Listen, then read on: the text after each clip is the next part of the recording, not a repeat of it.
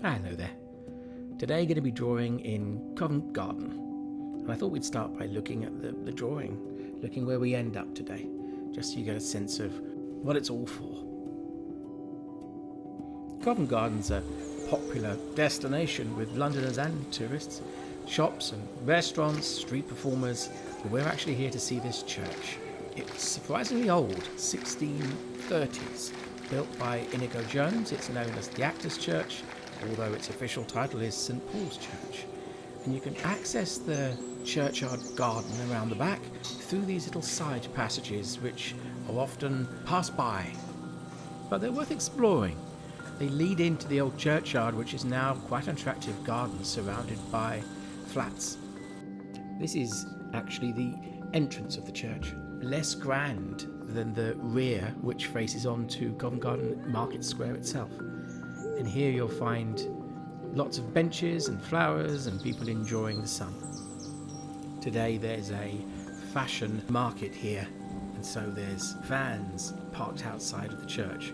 So although we intended to perhaps draw the church, that's not going to happen today. But the passages which lead into the courtyard, they're quite charming. So we find ourselves a bench and we start with a pencil sketch that really is a little bit more careful than I sometimes do, really making sure that all the main players are in place.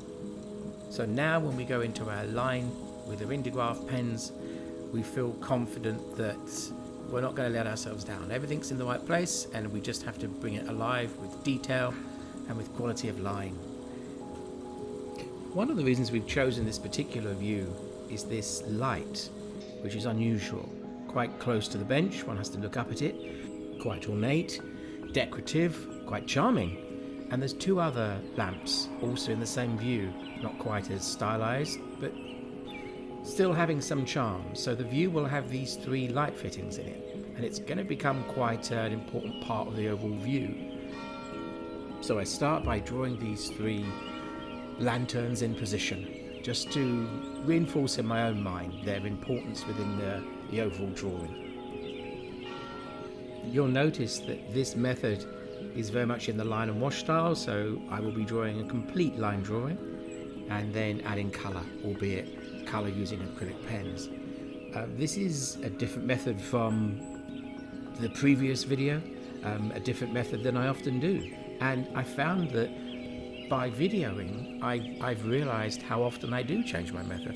I don't normally think about it with the forebrain, but the act of recording has made me look at the process and look how often I kind of vary the process and embrace that and not be afraid of the fact that I'm not looking to be so much in control of this process. I'm looking to enjoy variations.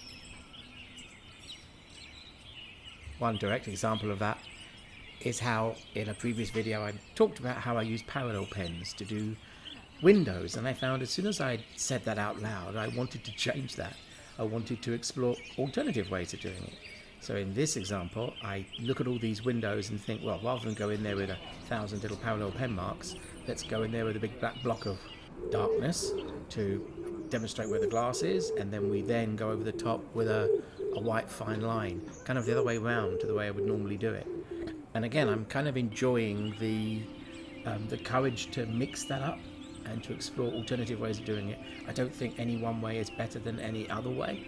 I just think it's enjoyable to have different methods of achieving a similar goal. You can see here with the white pen the benefit of using a grey paper, as it really allows that white to pop forward. And one of the things that became very obvious looking up at that exterior facade is how important the white timberwork around the windows were, really making the windows look very English somehow, very domestic in their sort of dark, almost dirty brick. It's something I find very charming about London. If you're not familiar with it, you may assume it's just a big international city, and it has that. But it also has these contradictions. It has old and new side by side. It has residential and ecclesiastical and commercial literally on top of each other in a way that's very interesting, very charming, and very drawable. One of the things you'll see in this drawing is how I try to take a pen and use that pen in as many different locations within the drawing as I can, really ensuring this sense of continuity throughout the drawing, and also trying to slow the process down a bit in a way. Well, that doesn't really make sense. It's trying to be quick and calm at the same time, not sort of bustling around looking for a new pen every 2 minutes, trying to keep myself in a relaxed and productive mind frame. I think one of the more interesting things about the urban sketch is how it is based around where you're sitting and what you're looking at. It doesn't have to be iconic views. It can be very intimate views of the places around you and how those places make you look at them. I mean, this isn't a very obvious view. I don't think many tourists would be taking photographs of this view, but I do think the drawing of it does say something about the space. I do think it ends up with a charm and a conversation about the character. I think another important aspect of the urban sketch is how it frees you to take liberties. I mean, if you look at the windows that I've drawn and you look at the image of the windows that exist, they're very different, and that was knowing. I didn't want the windows to be just a copy of what was there. I wanted to draw what I wanted to draw rather than what was there. It was an interpretation. I think anybody who knows this view will recognize it immediately, but I'm accentuating certain aspects of it, enhancing certain qualities of it in order to make it feel more real in a strange way than a photograph might be. And that's something that you feel free to do when you're there in front of it. You feel as if you have that right. But it's not the same when you're trying to draw from a photograph, where you feel as if you're just copying what it shows in the photograph. I was asked a question about whether any of these pen makers give me any of these pens, and the answer to that is no, although, that'd be nice, wouldn't it? But no, I've bought all these pens. I actually enjoy buying pens, and I'm very disloyal in the sense that I like buying new pens, different things, and exploring. I'm also very hard on my pens. But when I watch other videos from urban sketches, I'm always really interested to see the kind of pens they use. Thank you. So I decided when making these videos that I'd do the same thing. I tell you what pens I use. I don't necessarily recommend them because ultimately they're what I'm using today, and tomorrow I might be using something different as soon as I find something different. So here we are back in the studio. There were a few things I couldn't do on site. Typical me, I didn't have the right pen to do the greenery, and I wasn't happy with the glass effect. In fact, I couldn't work out how to do the glass effect on these lights. So when I got back in the studio, of course, I realized it just a bit of water on my paintbrush. I laid down some acrylic pen, and immediately before it dries, just let it blend away with some water, just to ensure it has that transparency to it. It's a simple effect, but I think it does realistically portray that sense of milky translucency. And I was able to do that on the three lights, and it really helped to harmonize and combine them.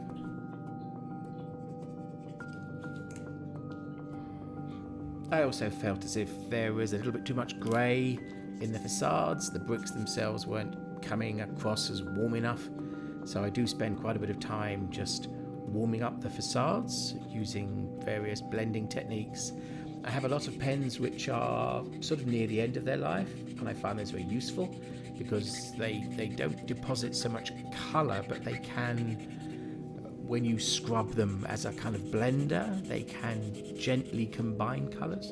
And it's what I like about these press button pens, where you can deliver more ink to the brush nib, because if you don't do that, obviously the pen dries, and you can use that as a blending tool, and then when you need it to sort of suddenly be full of ink, you just press it a few times, it's there. The only problem with these kinds of pens is there's just not enough colour variations. They just don't make a big enough range of pens, but I do like them. Talking of always trying new pens, I did a naughty thing, and I went to a shop and I bought a couple of new pens. The pen I'm using here is a Winsor & Newton watercolour pen.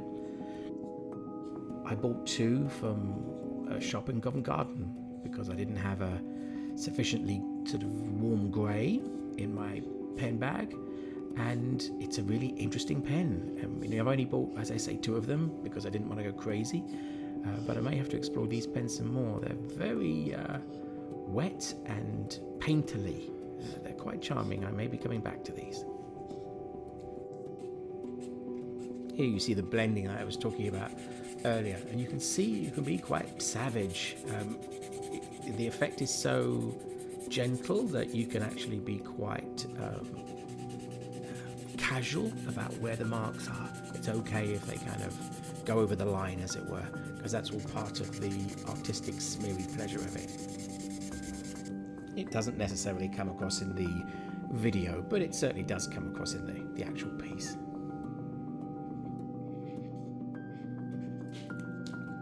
This garden was full of hollyhocks. I'd never seen so many, and they were really healthy and happy. And one of the last acts I think I do was just to change the sky. I often find that the sky colour that I use is a demonstration of how I feel about the drawing rather than what the sky was doing that day. And if I like the drawing, and if I want it to be a happy drawing, then I'll go in there with blue, because blue is the colour of a happy sky. So this is a quiet little drawing, but an enjoyable one. I think it does what it set out to do. Captures that moment of walking through that passageway into that hidden churchyard garden. Well, thank you for listening, thank you for watching, and let's start drawing, shall we? See you next time.